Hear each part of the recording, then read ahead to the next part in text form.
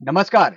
DCP news Uttarakhand में आप सभी का अपना स्वागत है। मैं आपके साथ दीवान नौटियाल और आज हमारे साथ हमारे मंच पर एक ऐसी शख्सियत मौजूद है जो अध्यात्म के बारे में हमें आज अवगत करवाएंगे। और मैं आपको बता दूं, सोशल मीडिया के माध्यम से भी आप सभी तक ये जानकारी पहुंची। इससे पूर्व में एक निमंत्रण भी सोशल मीडिया के माध्यम से डीसीपी न्यूज के द्वारा घरान परिवार जिनके घर में की 7 दिवसीय श्रीमद् भागवत कथा का आयोजन किया गया था। और ये भागवत कथा आचार्य व्यास विवेक शरण शास्त्री जी के माध्यम से हुआ था। मेरे साथ शास्त्री जी मौजूद हैं। आज शास्त्री जी से हम जानने की कोशिश करेंगे कि आखिर इस तरीके के जो अध्यात्म के कार्य हैं, क्योंकि पहले अक्सर विधानसभा चक्राता की बात करूं या जौनसार बाउट समुदाय में बहुत कम देखने को मिलते थे, खासतौर पर यदि मैं व्यक्तिगत परिवार का जिक्र करूं तो। लेकिन अब धीरे-धीरे क्वासी का ज़िक्र करें, इससे पहले अब आगामी समय में शायद लाखा मंडल या लखवाड़ में भी होने जा रहा है और यहाँ पर भी हुआ है। तो सबसे पहले शास्त्री आपका मंच साझा करने के लिए बहुत-बहुत धन्यवाद, आभार। हम स्वागत करते हैं आपका। मैं जानना चाहूँगा सर, ये भागवत कथा का आयोजन जो आपने किया यहाँ पर, मैं देख रहा हूँ बहुत सुंदर पीठ भी बनाई गई है यहाँ पे। 31 तारीख से शुरू किया गया था, आज समापन है। लगभग 7 दिवसीय रहा है शायद। क्या इस 7 दिवसीय के पीछे का लॉजिक है कुछ, या इससे कम या ज्यादा अवधि में भी ये करवा सकते हैं अगर कोई चाहे तो? धन्यवाद पहले तो डीसीपी न्यूज का, दीवान जी आपका, कि आपने हमें इस आध्यात्मिक चर्चा को आगे बढ़ाने का कार्य किया है। और ये साप्ताहिक विधि है। इस समय आप बाडो गांव में हैं और ये सीताराम चौहान जी के द्वारा ये आयोजन किया गया है। विशेषकर इस कार्य का निमित्त है पितृ शांति। यह जो श्रीमद् भागवत कथा है, विशेष पितृ शांति के लिए होता है। वैसे तो अन्यत्र अन्य साधनों के लिए भी होता है। जैसे आपकी कामना निम निम चिंतते कामम तम तम प्राप्नोति निश्चितम। जैसे आप कामना करते हैं वैसा आप लक्ष्य की प्राप्ति करते हैं। भागवत के माध्यम से अपने बात कही कि क्या इसे हम 3 दिन भी कर सकते हैं या 5 दिन हो गया या 7 दिन, लेकिन इसकी साप्ताहिक विधि बताई गई है। इसमें आप देख रहे होंगे श्रीमद् भागवत साप्ताहिक ज्ञान यज्ञ। यह आपको 7 ही दिन का लक्ष्य होता है। इसमें कहते हैं कि ये पद्धति यहाँ पर चली थी। पहले तो सनत सनंदन सनत कुमार जी के द्वारा इस कथा का वाचन किया गया था। वहां से जब ये नारद जी को ज्ञान प्राप्त हुआ, नारद जी ने फिर आगे सुखदेव जी महाराज, व्यास जी के जो पुत्र हैं, फिर सुखदेव जी महाराज ने इसका साप्ताहिक विधि से परीक्षित जी महाराज को कथा श्रवण कराया था। वहीं से यह साप्ताहिक विधि प्रारंभ हुई है। आधुनिक समय में आचार्य जी, अगर मैं जिक्र करूं तो समाज में शिक्षा से भी ज्यादा महत्वपूर्ण संस्कार हो गए हैं। हम देख रहे हैं कि युवा पीढ़ी जो है वो संस्कारों से बेहद ही विचलित होती जा रही है, जिसका शायद एक कारण अनावश्यक नेगेटिविटी, जो नकारात्मक चीजें हैं उसमें इन्वॉल्व हो रही है युवा पीढ़ी। किस तरीके से आपको लगता है कि इस तरीके के अध्यात्म में जुड़ना, इस तरह के अध्यात्म से जुड़ना उस युवा पीढ़ी को क्या उन संस्कारों से पुनः जो पूर्वजों के दिए हुए थे उसकी ओर हमें ले जाने का काम करेगा? जी, जैसे कि जो आध्यात्म जो है, आध्यात्म से जब मनुष्य जुड़ता है, सबसे पहले उसके मन में क्या है, शांति का एक अनुभव होता है। इस मन मस्तिष्क में जब हमारी शांति उत्पन्न होती है तो हमें एक अच्छे सकारात्मक विचारों का उदय होता है। और जैसे कि आप देख रहे हैं कि नवयुवा पीढ़ी क्या है, आजकल शिक्षा की ओर भाग रहा है और अपने संस्कारों को क्या है, भूलता जा रहा है, जो कि हमारे लिए क्या है, सही नहीं है। आप संस्कार के साथ में अच्छी अच्छी शिक्षा कीजिए, देश विदेश तक जाइए, शिक्षा इत्यादि प्रणाली को बहुत आगे तक लेके जाइए, पर लेकिन अपने संस्कारों के साथ में जाएंगे तो विशेष आपको क्या है, लक्ष्य की प्राप्ति होगी। ये एक बेहद ही महत्वपूर्ण जिक्र यहाँ पर व्यास जी महाराज ने किया है कि शिक्षा लेना जरूरी है और हर तरीके की भाषा का ज्ञान होने से भी कोई दिक्कत नहीं है। लेकिन संस्कारों के साथ अगर हर तरीके के ज्ञान में हम आगे बढ़ते हैं तो शायद वो आपके लक्ष्य की ओर और भी बेहतर तरीके से और आसानी से आपके लक्ष्य तक पहुंचाने में काम करेगा। और सर, क्योंकि मैं हाल ही में अगर केदारनाथ बद्रीनाथ की धार्मिक यात्रा चल रही है उस पर सरकार की जो एसओपी जारी की गई थी, 200 मीटर के दायरे में सेल्फी लेना पाबंदी कर दिया था, बंद जी, कर दिया था। व्यास जी, आपको ऐसा लगता है कि अध्यात्म तो ठीक है, लेकिन अध्यात्म के नाम पे आडंबर जो देखने को मिल रहा है उसको देखते हुए शायद सरकार को भी निर्णय लेना पड़ा है? और क्या ये जो नियम लागू किया गया है ये यात्रा तक ही सीमित क्यों है? क्या आपको नहीं लगता कि जितने भी हमारे आध्यात्मिक तीर्थ जहां पर हमारी मन की भावनाएं जुड़ी है, आस्था जुड़ी हुई है, उस हर स्थान पर जो है एक जो सेल्फी का जमाना चल गया है, रील्स का जमाना चल गया, जो शायद आपकी भावनाएं नहीं है, आस्था नहीं है, एक आडंबर है, उसको बैन कर देना चाहिए। आस्था तो पर्दे के पीछे भी हो सकती है ना।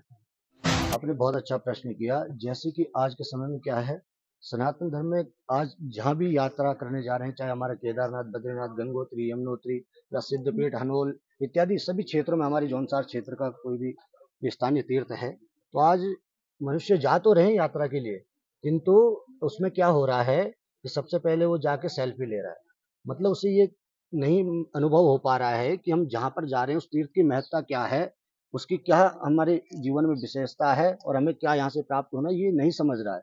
खाली वो पिकनिक के माध्यम से जा रहे हैं, अपने एंजॉय के माध्यम से जा रहे हैं, उस तत्व को नहीं समझ पा रहे हैं, और जो कि समझना बहुत ज़रूरी है। सरकार ने बहुत अच्छा फैसला लिया, लेकिन हम ये कहना चाहते हैं कि ये चारधाम यात्रा तक ही ना रहे, ये भविष्य के लिए भी आगे ऐसी योजना बनाई जाए, ऐसा निर्णय लिया जाए कि मंदिर गर्भगृह का तो किसी भी प्रकार से आप फोटो इत्यादि ना लिया जाए, क्योंकि उससे क्या है, उनकी मान मर्यादा को ठेस पहुंचती है। बिल्कुल, बिल्कुल।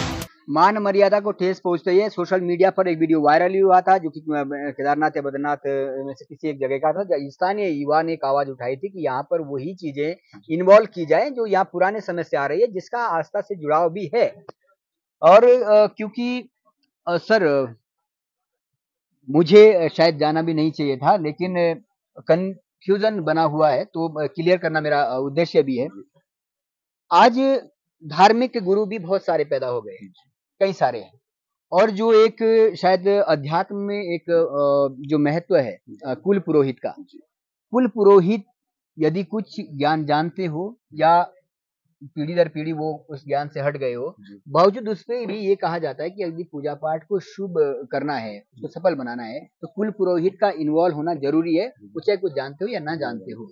उसके लिए अब दुविधा ये हो गई है कि कुछ पंडित ऐसे हैं जो अध्यात्म में भी अब खुद को बोलते कि हमें वो शुद्ध करना भी आता है, पाठ वगैरह मंत्रोच्चार करने आते हैं, और लोगों की कहीं ना कहीं डाउट भी है कि वो उससे जुड़े हुए नहीं है। अब समस्या ये आ गई है कि अगर हम कुल पुरोहित से वो भूमि पूजन करवाएं, तो डाउट ये है कि उस जिसे आते ही नहीं है मंत्रोच्चार, वो चाहे कुल पुरोहित ही क्यों ना हो, सम्मान है हमारा उसके प्रति, लेकिन अगर उसने छोड़ दिया है वो चीजें, उस चीजों का ज्ञान, तो फिर उससे हम कैसे कराएं, और ना कराएं तो फिर कुल पुरोहित नाराज हो जाए, तो ये दुविधा है। इसमें किस तरीके का एक आप समझते हैं कैसे हो सकता है?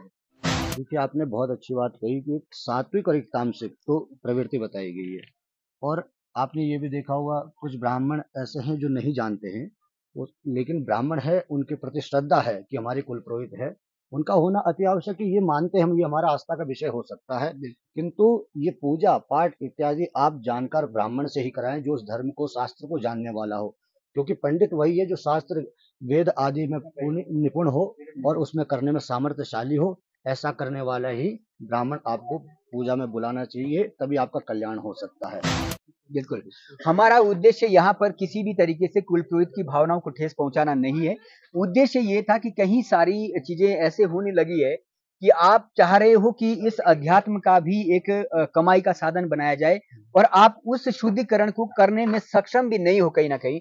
तो हमें एक्सेप्ट करना चाहिए, अगर आपका कोई आदर कर रहा है, सम्मान कर रहा है, तो उस सम्मान के साथ आपको शामिल जरूर होना चाहिए, चाहे किसी भी कहीं भी की भी वो कुल पुरोहित हैं। लेकिन यदि आप उस ज्ञान से वाकिफ नहीं है, उस विद्या को, उस मंत्र उच्चार को आप सफल नहीं कर सकते हैं, तो शायद इसको लेकर अंधकार में जजमान जो कहते हैं उनको भी नहीं रखना होगा। महाराज जी, अभी लॉजिक कहूं या संयोग कहूं, 31 तारीख से शुरू होता है और आज 7 तारीख को समापन होता है, लेकिन कल 6 तारीख को अंतिम दिन ये भागवत कथा पाठ का आयोजन किया गया था, और हम जब पहुंचे तो अभी भी शायद थोड़े बहुत कपड़े गीले हैं। क्या इस तरीके के शुद्धिकरण आध्यात्मिक कार्य से आप मानते हैं कि प्रकृति पर भी एक प्रभाव पड़ा, इसके लाभ इस तरीके से आप देखते हैं कि जो लंबे समय से हम उम्मीद कर रहे थे वर्षा की, उस तरीके के जो लाभ है वो इस तरीके के आयोजन से किए जा सकते हैं? जी, बिल्कुल। जैसे कि आप देख रहे थे, अभी भीषण गर्मी हो रही है, पूरे देश में हाहाकार मचा हुआ है गर्मी से।